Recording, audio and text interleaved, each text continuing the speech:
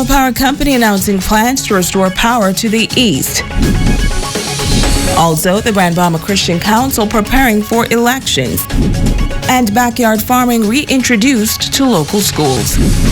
The Bahamas Tonight, the Northern Edition starts now. This is the Bahamas Tonight, Northern Edition.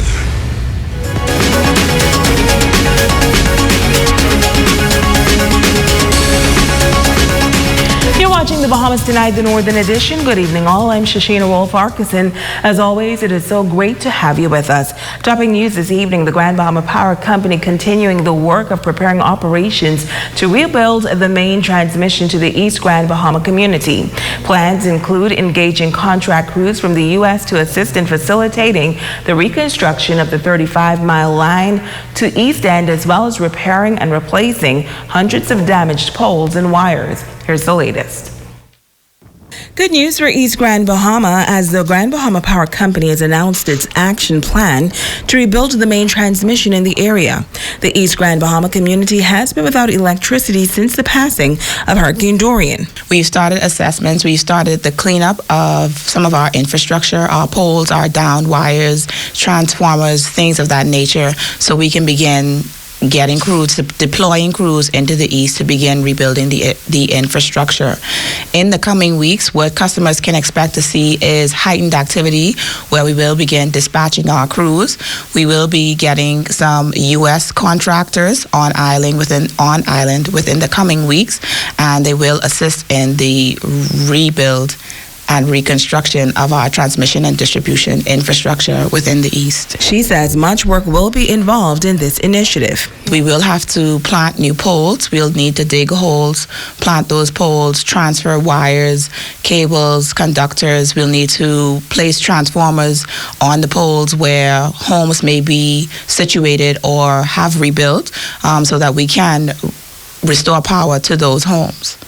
We do plan to start with Equinor, so we know that customers have been without power for quite some time, so we plan to place a temporary generation on site near Equinor, and what we'll do is begin to build west out to High Rock from Equinor. Mullings is also dispelling some rumors regarding the company's plans for East Grand Bahama. They want to know, is it true? Are we not coming back? Are we not planning to rebuild? Are we not planning to restore power? And so that's one of the goals also, where we may have deterred a little bit from, you may have heard us talk a little bit about wanting to, our initial plan being solar, and we realized that would have taken a little bit more time, a little bit more cost. And so in order to better assist our customers and provide power to our customers, we realized that this was a quicker solution, a better solution to be able to power those homes into those communities and restore hope. And here's what you need to know if you live in that community. Customers do need to ensure that as their homes are prepared, as they are doing the rebuilding and the reconstruction, they are liaising with the Ministry of Works, because what they will need to do is ensure their homes have been structurally inspected and electrically inspected, and they've gotten their permits to get approval to receive temporary power to their homes. The company remains tight-lipped on the cost to re-energize East Grand Bahama. The work is forecast to start February and will wrap up sometime in May. While the community's hardest hit on the island of Abaco getting their opportunity to voice their concerns about the cleanup and rebuilding plans for Central Abaco. Residents were also informed that a number of organizations have committed to making their rebuild process a little easier. Megan Shepard has an update on a town meeting held on Friday at the Friendship Tabernacle Church in Central Pines. Residents from Central Abaco turning out in droves to hear from members of the Disaster Reconstruction Authority, non-governmental agencies, and their local government township. This community took the brunt of beating from Hurricane Dorian, but now as they work to clean up their beloved community, the government, in conjunction with NGOs, are partnering to ease some of the financial burden. Managing Director of the authority, Kay Smith, noting that several organizations have pledged support. Now, this group has already done some assessments in Central Abaco where they are going to provide they're going to provide supplies and labor for 330 homes in this area. And the maximum spend will be $10,000 per home. That's what they're going to do.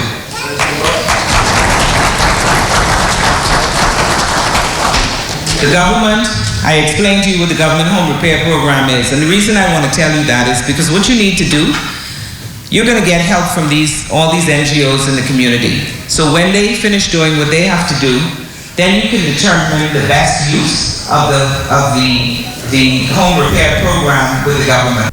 She adds that a group of 156 firemen have contacted her about donating their time and services to the rebuilding efforts of Abaco. That particular group is also interested in building a firehouse here in Abaco. They specifically want to put the firehouse, a new community center, and a small clinic in Cooperstown. Now, the Community Organized Relief Effort, or CORE, is working with the American Red Cross, International Organization for Migration, and International Federation of Red Cross to launch a home repair program as well. We give assistance worth about $10,000. This is basically a combination of materials and labor.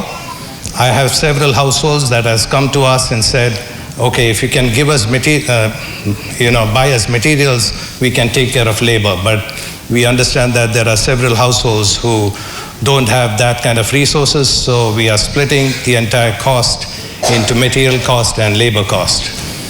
Now, the town meeting was an outlet for persons to offer their suggestions, voice concerns, and gather necessary information as they move forward.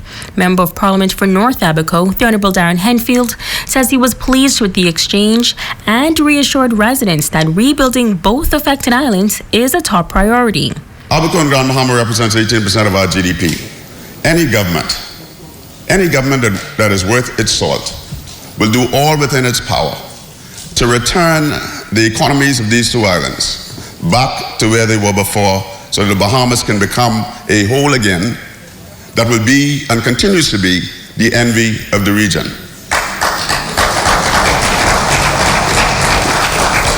On the 1st of September, I was here, as you all heard many times, and in the government complex. We were struck by something that no one could prepare for. No one could prepare for it. That does not mean that we cannot do better in our response. And so Kay and her team will bring focused attention to the recovery and reconstruction of this island of Abaco, my home. Megan Shepard, SETNS Network News.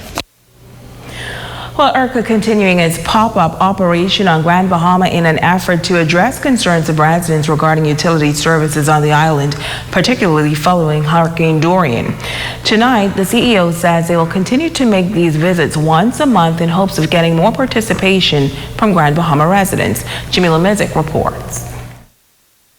The Utilities Regulation and Competition Authority, or IRCA, visiting Grand Bahama in a series of pop-up offices. CEO of IRCA, Stephen Burrow, says the authority has realized the need to be more active in the family islands. What we're doing at this stage is we're having high-level pop-up offices where key executives from IRCA visit Grand Bahama and are able to answer questions and engage with the public, including through focus groups. In some of these meetings, we'll have town meetings and other ways of engaging so that we can get a feel for the amount of work or for the need for IRCA services in Grand Bahama, and also to start addressing the problems that are arising already in the sectors we regulate. He says there has been a number of telecommunications issues, especially recovery after Hurricane Dorian. Most of the challenges have arisen in relation to service recovery, billing issues after the storm, after the hurricane, so people who haven't had service but have received bills. There are a number of issues of that nature that we have received, have been discussing, and are able, hopefully, or will be able to address. He says ultimately their mission is improving lives through effective utilities regulation, and they want persons to know that it is important to make IRCA aware of their complaints. If people don't complain, I think a lot of people think they have a problem. They say, oh, nobody's dealing with this problem. What people don't realize, if you don't complain to the operator, and then if you don't complain to IRCA, nobody knows you have a problem. You know, if the only person that knows about your problem is you, or you call into a radio show, or you might call the operator, but if they don't give you the right answer, you walk away upset. Then not only do we not know so that we can't fix your problem, but what we also cannot do is make the right rules so that when that problem comes up for other people, if it is a problem, that the operators are doing what they're supposed to do or not doing what they're not supposed to do. Now, the CEO says persons can contact IRCA at info@ircabahamas.bs or 1-242-393-0284. Jamila Mizik, ZNS Network News. Thanks, Jamila. And those meetings are taking place at the Grand Bahama Chamber of Commerce. In other news, chances are you have seen a viral video of a mentally challenged man being punched in the face. While residents in Williamstown are outraged, and they say that it is no laughing matter. The victim is their loved one, and tonight they are calling for his attacker to be arrested and charged. Why you did it? He is a monster. He needs to be locked up. That is the reaction local government representative and cousin of this mentally challenged man had once they viewed this video. The video showing clearly the man, now identified as Carlos Gibson, standing in position as another man gears up, asking him if he's ready, and punches him so hard that he hits the ground. Ready?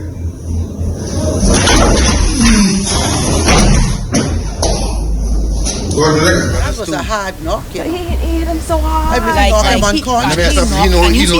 I was saddened. First of all, you are a business owner. You know that it's a mental patient. He has a mental disorder. You're going to strike him to the ground and videotape it and send it around viral? That hurt my heart. And I'm sure he have kids. I see how this man could do something like this to this boy.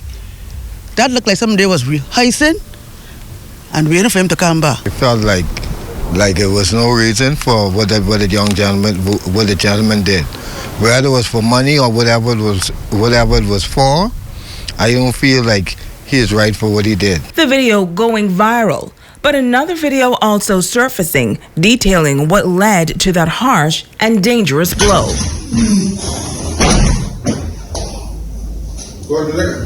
The man smiling on this video as he is asked if he could hit him on camera for $10. Family members say clearly Carlos is not in his right mental state. Carlos is a mild, calm person. He walks through the neighborhood. He would ask for food or ask for cigarettes. Calm. He doesn't bother no one at all. From time to time, you would see him get on the beach doing stupidness, like crazy stuff, but no one pays attention to that. He doesn't bother no one. The last video circulating shows Carlos, the victim, sitting down holding his face, presumably after he was hit. The letters LOL also appearing in that video. He was then asked, Want me to make it next step? The family members say the person recording this video is no better than the perpetrator who attacked their loved one. That's terrible. That's terrible. The person and I'm wondering if they have children.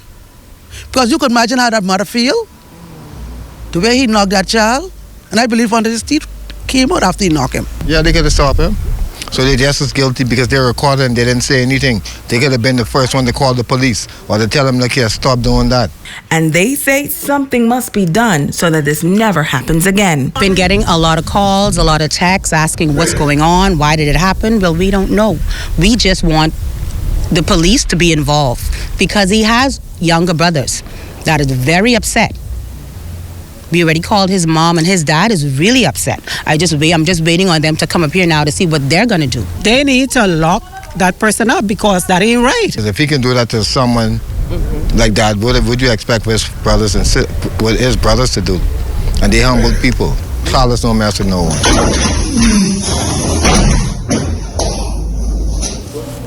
Now, police say they are aware of the viral video of the apparent attack, and they are actively investigating this matter. Switching gears now, immigration officers arresting 10 Haitian migrants and hauled them before the court this week for a breach of the Immigration Act. We are told that immigration officers executed a search warrant at a home on Drake Avenue and found 4 Haitian migrants hiding in a bedroom. They were all unable to produce proof of legal status and reportedly claimed to have entered the country illegally by boat. Immigration officers also searching a home located on Hills Road where they found a Haitian woman hiding hiding under a table in one of the bedrooms. Officials say she admitted to entering the country illegally by boat and to staying without valid immigration status. Meantime, a Haitian man was also taken into custody in the Seahorse Village area. Reports say he produced a Haitian passport, which revealed that he had overstayed his time in the country. The passport also reportedly contained a forged Bahamas immigration extension stamp that was obtained by fraudulent means. Immigration officers also taking an additional 4 Haitian nationals into custody in an area on Grand Bahama Highway. Now, these individuals were observed standing at the entrance of a service road. They were unable to produce a proof of their legal status. Reports say they entered the country illegally by boat and resided here without legal status and wanted to turn themselves in and volunteered to be repatriated. All of those Haitian nationals were arraigned before the magistrate court this week for various breaches of the Immigration Act. They were fined and ordered to be deported. In other news, the Hayward family issuing a statement today on the passing of Trevor Bethel, butler of the late Jack Hayward. Bethel, a native of West End, was found dead in a car on the property of Sir Jack Hayward on Seascape Lane on Friday. The Haywards say Trevor Bethel has been part of their family for over 30 years. He worked loyally for Sir Jack Hayward until his death in 2015 and has been a good friend to Sir Jack's children and grandchildren for most of their lives. The Jack Hayward family noting that over the last year or so there have been very sad and unnecessary differences between the Bethel and the Haywards, which they do not believe were of Bethel's making. The Haywards say they were very fond of him and are shocked and deeply saddened by his death. The Haywards note that their thoughts and prayers go out to his family, parents, and friends at this extremely difficult time. Police are calling Bethel's death an apparent suicide. However, an autopsy will be performed to determine the exact cause. And coming up in the news, a practical lesson in self-sufficiency taken to schools. That story and more when we return.